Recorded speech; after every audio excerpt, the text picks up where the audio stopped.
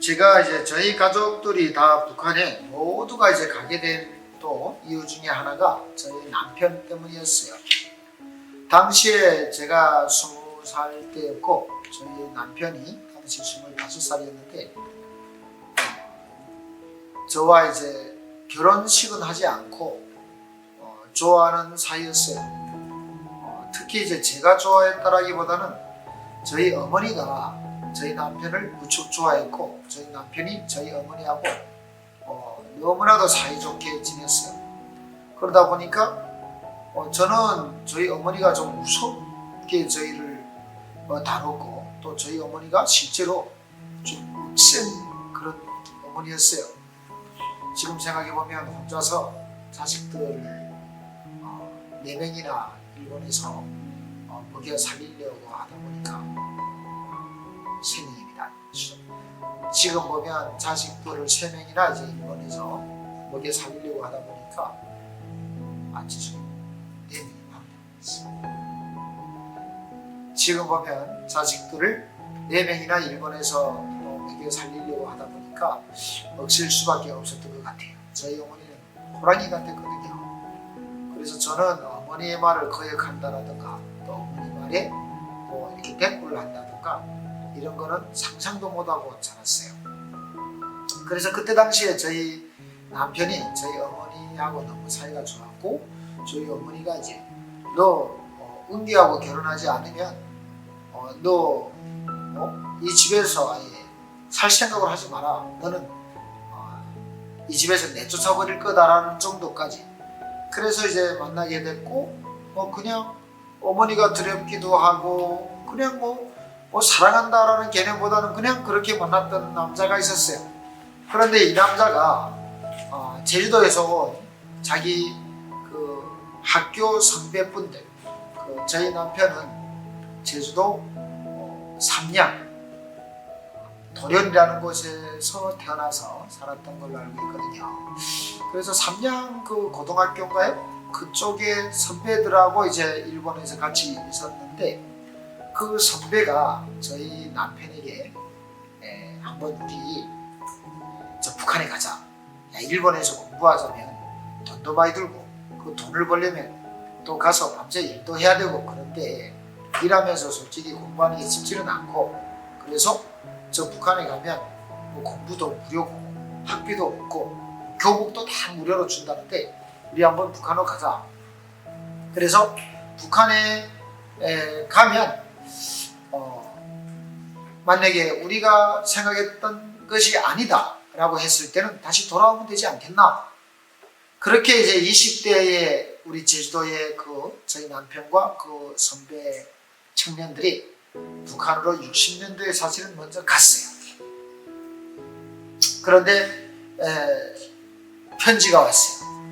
정말 북한이 살기 좋고 행복하고 모든 것이 무료다. 위대한 수령님 덕분에 우리는 행복하게 살고 있다. 그런 편지들이 오는 거예요. 그래서 빨리 여기 오라고. 그래서 이제 집도 받아놓고 있으니 당신을 기다릴 테니까 빨리 오라고. 그래서 저희 어머니가 야 은계가 거짓말 칠 사람도 아니고 이렇게 그때 당시에 저희 남편은 은계라는 이름이 있었지만 이노라고도 불렸어요. 이노. 그래서 이노가 이렇게 편지를 보내왔는데 설마 거짓말이겠는가? 우리 다 이제는 일본에서 이렇게 힘들게 살지 말고 고향 제주도가 아니라 북한으로 가자 하고 이제 가게 됐어요. 결국은 그 편지들이 거짓말이었어요. 북한에서는 외국으로 나가는 그때 당시에 외국으로 나가는 지금도 마찬가지지만 모든 편지를 국가보위부가 검열을 했어요. 그게 가능할 수 있었던 것은 60년도에 북한에서 외국으로 편지를 보낼 수 있는 사람은 딱 정해졌습니다. 일본에서 온 사람들 외에는 북한 사람이 외국으로 편지를 보낼 일이 없었어요.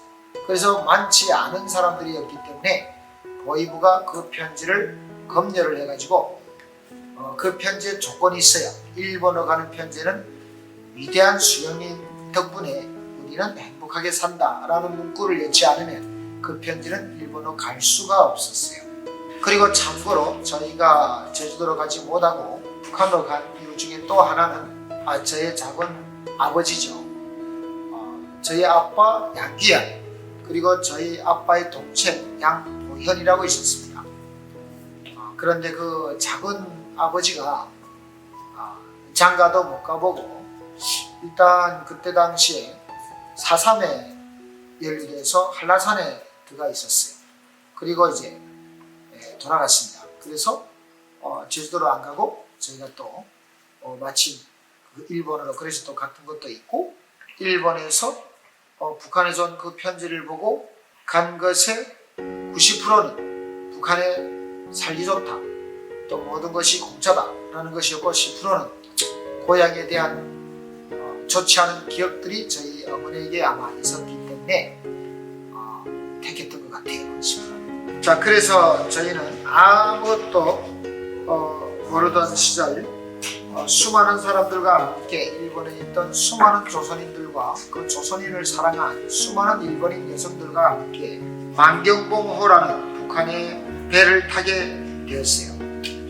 제 기억으로는 아마 그 배가 소련배였던 걸로 기억을 합니다. 그런데 이렇게 포스터는 이제 그 북한 만경봉호 이렇게 했던 걸로 기억을 해요.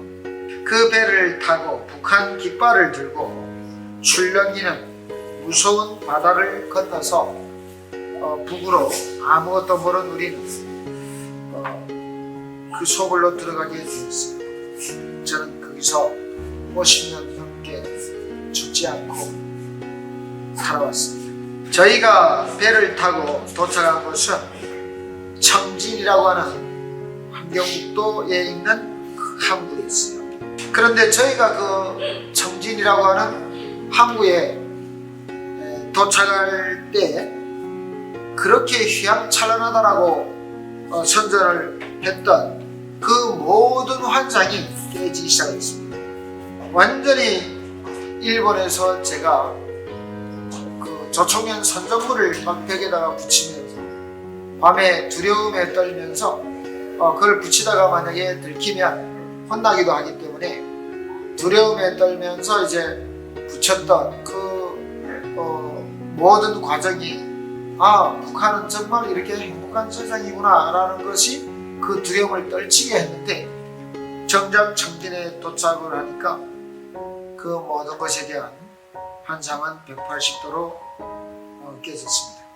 배에서 내리라고 해서 내려서 보니까 저희를 마중 나온 수많은 인파가 있었는데 몰골이 말이 아니었어요. 일단 배에서 저희가 내리면서 본 저희를 환영해주는 그 인파는 옷 자체가 너무나도 제가 일본에서는 볼 수 없었던 그런 그 옷들을 걸치고 있었고, 입었다기보다는 걸쳤다라고 하는 게 더 표현이 적절할 것 같아요. 그런 옷을 걸치고 있었고, 일본에서 어렵게 살다가 온 우리들임에도 불구하고 우리하고는 천지 차이였습니다. 저는 20살 어린 나이에 너무나도 가슴이 철렁 내려앉는 느낌을 받았고 놀랐습니다. 그렇게 저희가 좋다고 했던 나라가 너무나도 선전과는 다른 그런 현실을 저희가 눈앞에서 보게 됐기 때문이에요. 비단 저뿐만이 아니라 그 배에 탔던 모든 사람들은 눈이 희둥그레졌습니다. 내리니 안내자 한 명이 우리를 데리고 한 사람 한 사람 어떤 집인지 공장인지 하는 그런 곳으로, 넓은 그런 곳으로 데리고 가서 밥을 주는데 우리는 거기서 또 한 번 깜짝 놀랐어. 서로가 눈치를 보면서 먹지 말라고, 이상한 냄새 난다고들 하더군요. 그 밥을 주는 공간에 들어갔는데 그 안에서 나는 냄새는 일본에서 살던 저희들이 맡지 못했던, 정말 사람이 먹는 음식을 다루는 공간이라고 하기에는 상상도 할 수 없는 냄새가 코를 찔렀습니다. 그래서 서로가 눈짓으로 이거 먹어야 되나, 이거 먹지 말아야 되나, 먹지 말자, 이런 눈짓을 했던 것 같아요. 어떤 사람들은 배를 타고 오다 보니까 배를 타고 올 때 멀미를 한다고 아예 일본에서 굶어서 배를 탔던 분도 계시고, 또 어떤 분들은 그렇게 꿈에 그리던 북한으로 간다고 하니까 너무나도 들떠서 굶고 이제 전날에도 잠을 못 자고 굶고 배를 탔던 분도 계셔가지고 그들은 배가 고파가지고 어쩔 수 없이 먹는 사람들이 또 보이기도 했습니다. 안 먹는 사람, 먹는 사람, 그 속에서 저는 밥을 안 먹었습니다. 그리고 한 사람 한 사람을 어디로 가겠는가 라고 해서 우리는 그때 당시에 어디로 가면 좋은지를 아예 몰랐었어요. 북한이 어디가 좋은지도 몰랐고 평양이 좋은지 뭐 어디가 좋은지도 몰랐어요. 그래서 저의 그 일본에서 이렇게 사랑했던 그 남자가 그때 당시에 사리원에 있었기 때문에 이렇게 그 편지를 보낼 때 자기가 사리원에 있다. 만약에 조선에 와서 어디에 가겠는가 물어보면 사리원에 가겠다고 해라. 그렇게 편지를 이전에 보내왔었기 때문에 저희는 이제 사리원에 가겠다고 했어요. 바로 저의 훗날에는 저의 남편이었지만 그 남자도 제주도 사람이었고 누님들이 또 일본에 또 돈 벌러 갔던 누님들도 계셨어요. 그래서 그분도 이제 일본에는 공부도 하고 돈을 벌어서 공부도 하고 이런저런 이유로 이제 일본에 온 사람인데 오사카에서 만나게 되었습니다. 오사카에서 만나게 되었고 같은 제주도 사람이니까 또 이렇게 만나게 됐어요. 그 사람은 이제 저의 볼공장에 이렇게 가끔 일하러 왔던 기억이 왔었어요. 그때 이제 그 사람이 저를 봤었고 또 그 사람이 저를 좋다고 해서 저 딸을 자기한테 주라고 졸랐던 그런 일화가 생각이 납니다. 그리고 이 사람이 이제 당시에 제가 조선에 와서 청진한 연인에서 이제 만났을 때 너무나도 눈물 났던 게 일본에서는 정말 이렇게 잘생겼어요. 그런데 그 1년 새에 이렇게 살은 다 빠지고 이렇게 뼈가 골격이 확연히 드러나고 그 멋있었던 모습은 다 어디론가 없고 골격만 드러나 있더라고요. 그리고 옷은 이렇게 북한 말로는 홈방이라고 하는 옷인데요. 이렇게 앉았다가 일어나면 이렇게 무릎이 불룩 나오고 이렇게 팔을 한번 굽혔다가 펴면 이 자리가 불룩 나오는 그런 천이 있었어요. 그런 옷을 펄렁펄렁하게 입고 크게 헐렁헐렁하게 입고 이렇게 뼈가 살이 다 빠지고 뼈만 이렇게 난 그 장면을 보니 이 사람이 오사카에서 나를 좋다고 따라다녔던 그 남자가 맞느냐, 내가 좋아했던 그 사람이 맞느냐에 대한 너무나도 좀 충격적인 그런 첫 만남이었죠. 그때 당시에는 일본의 그 북한이 귀국선이라고 해가지고 일본에 있는 조선인들이 북한에 오라고 하면서 그들을 데리고 올 수 있는 그 배는 꼭 일본에서 오는 것만 사람을 실지 가겠다 하는 사람들은 데리고 가지 않는 배였어요. 귀국선이라고도 우리가 얘기를 했는데요. 그런 그 배가 드나들던 시절이어서 갈 때는 북한의 보위부가 다 검열을 한 그 편지를 싣고 가는 거예요. 그래서 일본에 가서 그 편지를 전달을 하는 거예요. 그래서 이제 저희 어머니가 우리 오빠 또 둘째 언니, 제 동생 저 다 데리고 온기가 있는 곳으로 가자 해서 왔던 조선이었습니다. 어찌 보면 저는 북한의 선장과 그 남자의 속임수에 넘어가게 되었다라고 해도 과언이 아닌 것 같아요. 순서 없습니다만 그 남자가 북한 황해북도 사리원이라는 곳으로 가자고 해서 저희가 갔던 것에 대한 후회가 너무나도 나중에는 많이 밀려왔어요. 우리 가족은 사리원이 어딘지조차도 몰랐고 그래서 그들이 시키는 대로 그이가 끄는 대로 따라갈 수밖에 없었어요. 제가 그 사람이 사는 집을 가서 보니 제일 높은 아파트가 그때 당시에 사리원에는 5층이었습니다. 5층. 그런데 그 사람이 사는 아파트는 2층이었어요. 하는 수 없이 들어가 보니 정말 참혹했습니다. 일본에서 살던 저희로서는 참혹했어요. 아마 일본에서 살다가 온 모든 사람들이 저와 똑같은 생각이었을 겁니다. 저희 그 아파트 앞에는요 새카만 무지들이 이렇게 묻혀져 있었어요. 그래서 제가 저 무지들이 뭐냐라고 물어보니까 저게 석탄이다. 그러면서 이제부터는 저 시커먼 무지의 석탄으로 불을 떼서 밥을 해 먹어야 되는데 저걸 어떻게 떼느냐라고 물어봤더니 흙, 진흙을 한 삽, 탄은 세 삽 해서 물을 넣고 이렇게 반죽을 해가지고 섞어서 제기를 줘서 불을 뗀다거나 지금처럼 구멍탄을 만들어서 뗀다거나 이렇게 뗀다고 했어요. 일본에서 살았던 저희는요, 일본에서 살 때는 저희는 가스를 썼었기 때문에 그 석탄을 어떻게 불을 떼는지조차도 몰랐었어요. 그리고 너무나도 기가 막혔었어요. 물론 그때에 우리 한국도 무연탄, 석탄, 나무 떼고 이런 집들이 많았던 걸로 알고 있습니다만 저희는 일본에서는 그렇게 안 떼다 보니까 그게 이제 적응하기가 너무 힘들었고 받아들인 것 자체가 너무나도 이제 황당했던 것이었죠. 그리고 저희는 또 밥은 일본에서도 그때 당시에도 전기밥가마를 썼었어요. 그래서 아니 전기밥솥으로 그냥 밥을 해 먹던 사람들이 가스건으로 밥을 해 먹던 사람들이 석탄으로 이제 밥을 가마에서 한다는 게 할 줄 몰라가지고 계속 불을 죽이고 밥은 막 쌀이 익지를 않아가지고 막 선밥도 만들고 정말 참 지금 생각해보면 그 하루하루에 대한 일화를 한마디로 다 말씀드리기는 참 너무나도 어려운 것 같아요. 죽처럼 막 밥이 되기도 하고요.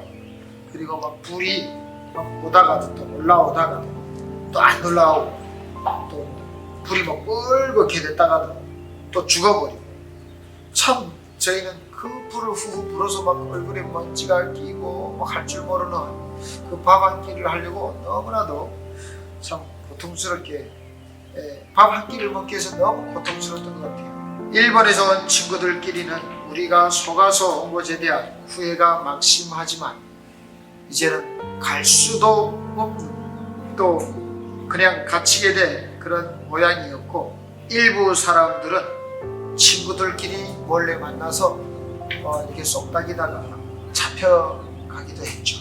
만약에 저희가 한국에 와서 저도 모르게 일본에서 살던 생활이 몸에 됐기 때문에 밤에 화장실에 가야 되는데 불을 켭니다. 그런데 불이 안 켜져요. 그러면 저도 모르게 왜 불이 안 켜지지? 또 화장실에 가야 되는데 변소, 북한에서는 변소라고 해가지고 변소에 갔다가 와서 일본에서는 손을 씻는데 수돗물을 틀면 수도가 안 나와요. 그러면 이 웬 안 나오지? 처음에는 딱 그랬어요. 그러다가 그 다음날에도 전기가 안 들어오고 물이 안 나오면 맨날 물이 안 나와, 맨날 전기가 안 들어와. 이거를 저도 모르게 하게 되는데 그거를 만약에 옆집 사람이 듣거나 또 직장에서 또는 동네에서 외부 다른 사람이 들으면 그거를 보위부에 고발을 했어요. 그러면 그 말 한마디, 맨날 전기가 안 들어온다, 맨날 수돗물이 안 나온다라는 말 한마디 때문에 보위부에 들어가서 정치범수용소로 끌려간 수많은 일본에서 갔던 우리 제주도의 청년들이 있었고 또 대한민국의 청년들이 있었습니다. 제가 경험한 기국인들 중에 북한에서 말 한마디 때문에 잡혀가고 말 한마디도 제대로 할 수 없는 나라다라고 해가지고 도무지 눈치 보여 못 살겠다 해가지고 부엌에서 목을 메고 자살한 저희 친구의 남편도 있었어요.